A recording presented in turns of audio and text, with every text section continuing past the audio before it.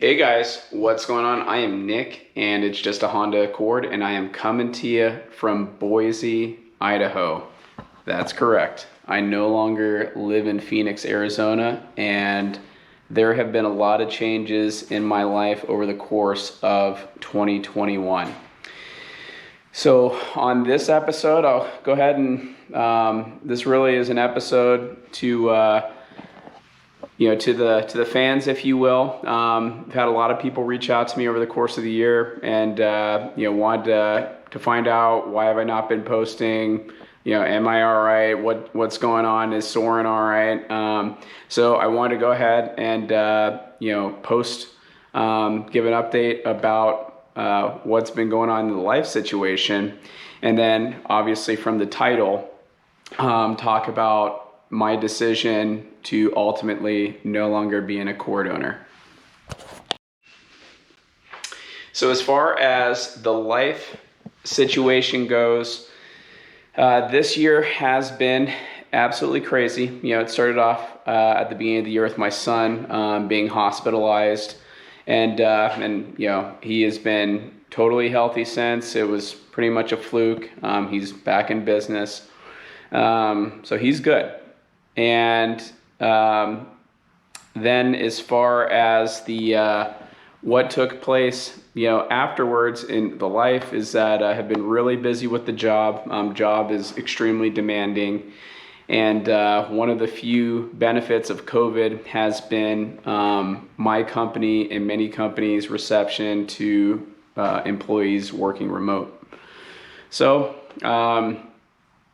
saw an opportunity to get out of Phoenix and move someplace more desirable that would be a better fit for the family, and we took that opportunity, and we sold our house in Phoenix, and we bought a house up here in Boise. So you could imagine doing a cross-country move required an insane amount of work, time, coordination. And then it's not just done when you move in. There's a whole bunch of stuff to get set up. So this is the new garage that I'm in. It is a significant upgrade over my Phoenix garage, which I was always out of real estate. Just quickly pan over, been spending a lot of time in the garage, building shelves, building some more shelves, getting the toolbox set up and pegboard up and all of that. So it's been a very busy year, and and then in addition to that, we've had to do a whole lot of things inside of the house, to make it our own. So have been really occupied with that. But in addition to that, the kids, they're getting older, and they have their own functions going on routinely every week, and the amount of time that I have to spend modifying two cars has evaporated. So this year have had a couple of repairs that I've had to do with the Honda Accord, and it actually started off with the move out here. But you'll notice that my front lip that I had on is no longer here, and when I originally installed it, in my video I mentioned I was concerned about how stable it would be, and while I was driving from Phoenix up to Idaho, I drove over some train tracks, and I didn't directly make contact, but obviously there was some contact with the lip, and it started dangling, and ultimately when I got here, the very first thing I had to do was pull this thing off. So I did, and another issue that I had earlier this year was actually with the PRL intake, and specifically these 4 bolts that hold the filter inside of this box. All 4 of them had come loose, and yes, I do have the revised screw numbers or screw part numbers from PRL. They sent out some known short ones that wouldn't fasten at all. And it didn't matter. Really, those bolts needed Loctite, but that filter came off, and the way it came up that it occurred to me there was an issue was that I was getting some rough shifts, and I could just feel it that the car was not running correctly. So again, it's when it's your daily driver and you have an issue with the car, there is no time that I can do what I've done with this car and just let it sit on jack stands indefinitely. It's like you have to tend to it quickly, because if you don't, you're not going to be able to get around at all. And that's a good segue to mention why I'm planning on leaving the Accord family. And you hear most common expression when it comes to modifying cars is you have to pay to play. And I, above all people, understand that and know that. And when I bought this car and I started doing modifications to it, I was fully prepared to be willing to do that and spend the time. And if anything goes wrong, I'll fix it. And, I had that mentality that if I even blew my engine up, I would be willing to install a new engine myself. And fast forward 2.5 years since I've had the car, got 2 kids, getting older, time is becoming at a premium. And I just don't have the same desire that I used to want to have a second project car. And really, my daily driver being that project car that I have to fix, that I have to work on should any issues come up. In the grand scheme of things, these 2 issues that I've had are extremely minor. They're not a big deal. I would love to make a video about how I diagnosed the PRL intake. I really should, because I think for people that modify their car, it would be very valuable. I do plan on coming out with a couple more videos down the road, but, and I don't want to advertise that this car has been anything other than an awesome car. It is an awesome car. It's ran fantastic. It has performed beyond my expectations. It has been very reliable. It's been very fast. It's been a great family car. Extremely practical, massive trunk, great backseat, etc., etc. But if you have been keeping up on the Facebook groups, you'll notice that some of the most famous Accord owners that were modifying their cars heavily, a lot of us were the pioneers doing this a couple years ago. Some of them have ran into some serious issues in the form of blown engines, blown transmissions, and selling their car due to known issues. And while I don't have any fear that my car is in that state, I go back to understanding that when you have a modified car, you have to pay to play. You have to be willing to take on that risk.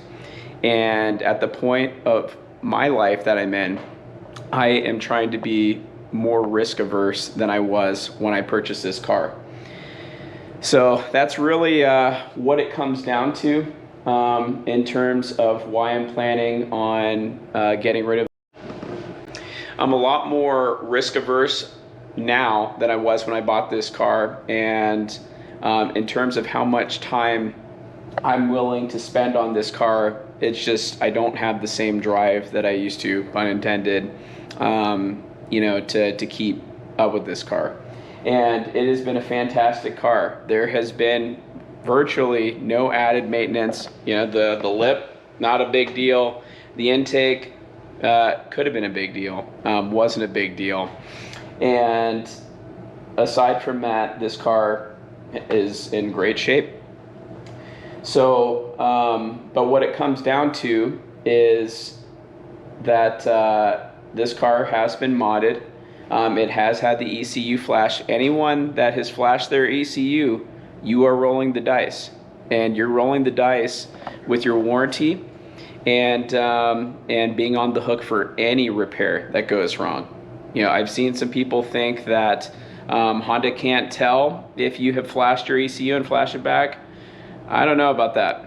I do know that I have a buddy that has a Stinger, and he had flashed his ECU. He had returned it to stock to go in and get a dash rattle repaired, and they had to do a service update on his car via ECU, and they were able to tell that he had flashed his ECU, and they recorded it against his car, and they said, we're not going to validate your warranty for a dash rattle. And yes, you'll hear people talk about it's like the Magnuson something act, that the dealer has to prove that they're denying a warranty claim related to what you do. But if you want to get legal representation and fight the dealer, good luck. So just full candor. When you flash your car, you're rolling the dice that you're voiding your warranty. When you do modifications to your car, you're rolling the dice that you're voiding your warranty. And obviously, this is about calculated risk, and the risk associated with just flashing to stage 1, stage 2 is very low, typically, But again, I'm going back to where me personally am at, and my risk aversion is a lot higher than it was when I bought this car. So that's long-winded way of describing why I'm looking at selling this car, moving on. Another reason is in Boise we do get some snow up here, not a ton, but we do. And I would prefer the safety of having an all-wheel drive vehicle. So that's definitely going to be in the cards for the next vehicle. And then, as far as what I'm looking for something that's going to be super low maintenance, good on gas, but it's got to strike that balance of giving a little bit of performance and handling well. So hopefully I'm able to find something that fits that mark. So let's go ahead. I have never done a comprehensive mod list that I have performed on this car. So what better time than right before they come off to go ahead and do that. So starting at the engine bay, we have the UR strut bar. I think it's a really nice piece, fit extremely well, and made a little bit of stiffening, not a lot. Further back, let me go ahead and grab a light.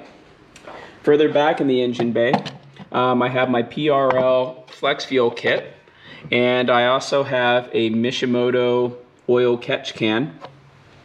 Then I have my Honda Civic Type R engine cover, and I formerly, up until about a week ago or so, had the Hasport engine mount.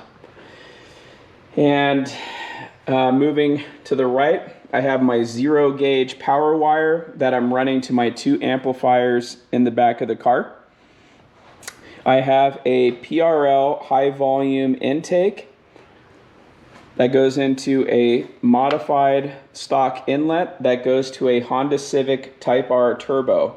The turbo has a turbo blanket on it, and it is connected to a PRL high flow catalytic converter downpipe, which is also connected to a PRL front pipe.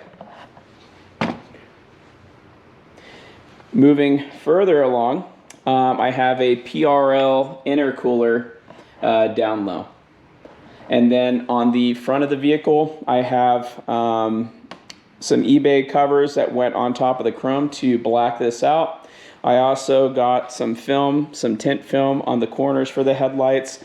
And then I had painted my badge black. You can see that it hasn't held up particularly great. And I also have some vinyl wrap on what used to be chrome accents down on the front bumper.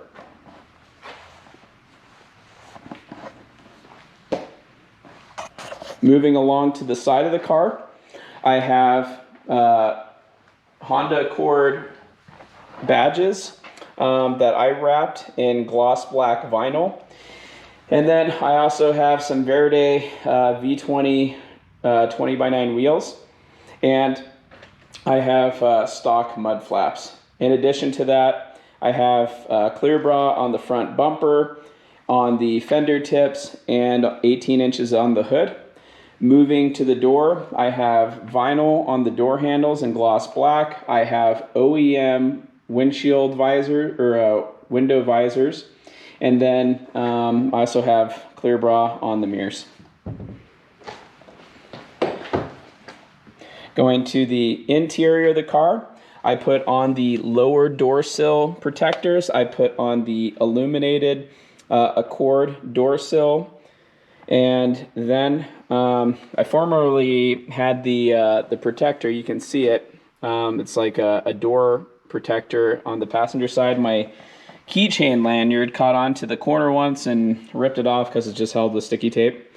And then in addition to that, I have a bass knob that I mounted into the dead hole there, and have my Uniden R7 radar detector hardwired up there as well.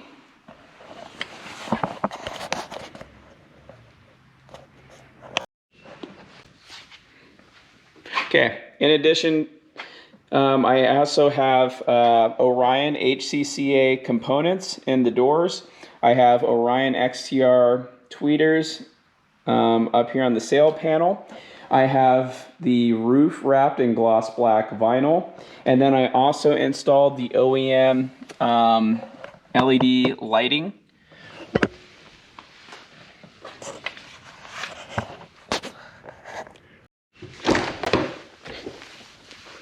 Moving to the back, these are what those rear, lower, and upper sills guards look like. Here are the door guards for the back doors. And also have installed some more Orion speakers in the rear deck lid, in addition to Orion tweeters.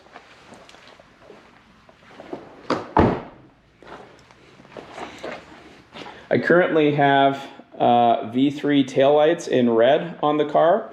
I have the OEM trunk guard.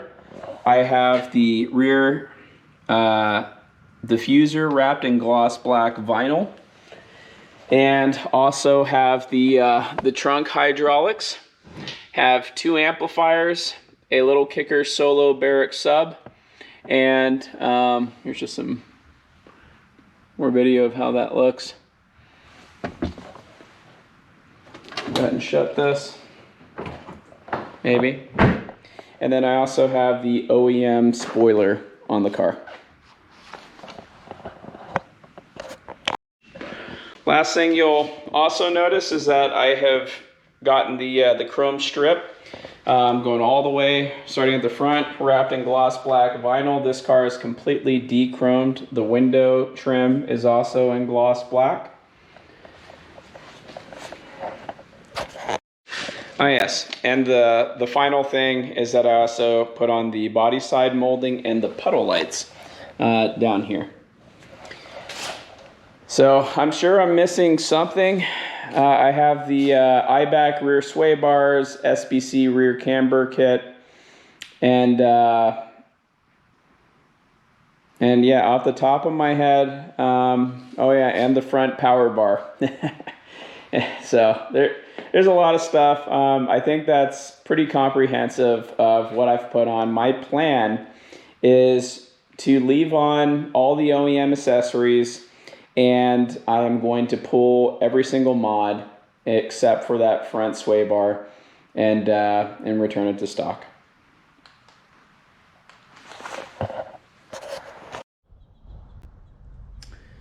So the car is back to stock, and everything is back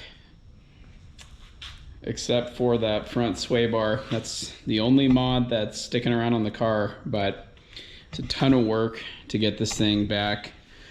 You know, but fired right up.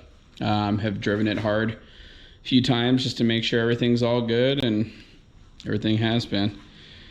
So definitely a lot of work. This is the most amount of work I've done in a short period of time getting the car back to stock. So obviously the wheels are going with the car because I sold the stock ones.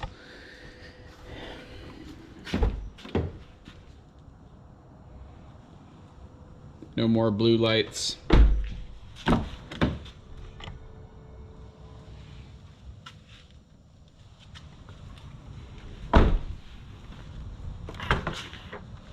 Yep, no more trunk hydraulics leaving the cargo net, but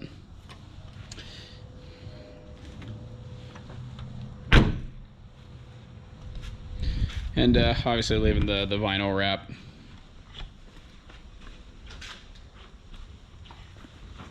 But this is it.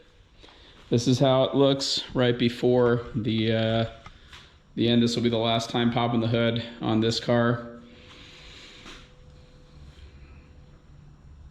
Can't help but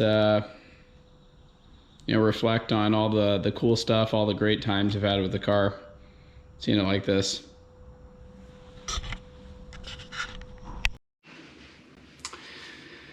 So the car is back in the game, and I went ahead and did multiple drives in it while it's back to stock. Put about 100 miles on it, and it drives exactly like it used to. So it's pretty freaking remarkable, given all the stuff that I had to take off and put back on, but it ran really well, very quiet. The stereo works, stock stereo works great. It's done. So it was absolutely exhausted from all this work, but it's done. So anyway, that's gonna wrap it up. It's ready to sell. So next week's episode is gonna be coming real soon.